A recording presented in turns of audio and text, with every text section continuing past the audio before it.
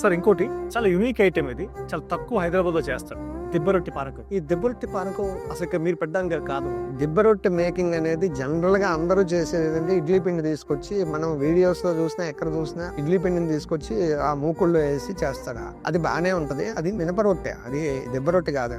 దిబ్బ రొట్టె అంటే మినపప్పును రుబ్బి దాంట్లో ఇడ్లీ రవ్వ కలిపి చేయాల్సిన పని. ఇడ్లీ పిండిని తీసుకొచ్చేస్తే జనరల్‌గా ఏమవుతుందంటే అంత అది ఒక మినప రొట్టె, అది ఒక టేస్ట్. కానీ దిబ్బ రొట్టె అంటే కంపల్సరీ మినప్పిండిని రుబ్బి దాంట్లో ఇడ్లీ రవ్వ కానీ బియ్యపు రవ్వ కానీ ఆ రెండు కలిపి దానికి ఒక స్పెషల్ పెనం మేము తయారు చేయించామండి. దాంట్లో ఎట్ ఏ టైం ఒక 6 అంటే దిబ్బ రొట్టె సేల్ బాగుంటది. ఎట్ ఏ టైం 6 ఐటమ్స్ 6 రొట్టెలు వస్తాయి. సన్న సెగ మీద పైన క్రిస్పీగా ఉండాలి, లోపల సాఫ్ట్ గా ఉండాలి. జనరల్ గా అందరూ తినేది ఏంటంటే పైన క్రిస్పీగా ఉన్నదే తింటారు, కానీ మన దగ్గర ఏంటంటే లోపల కూడా అంతే కుక్ అవుతుంది. అందుకని అది దానికి అల్టిమేట్ టేస్ట్ రావాలంటే పాకం కావాలి, చెరుకు పానకం కావాలి.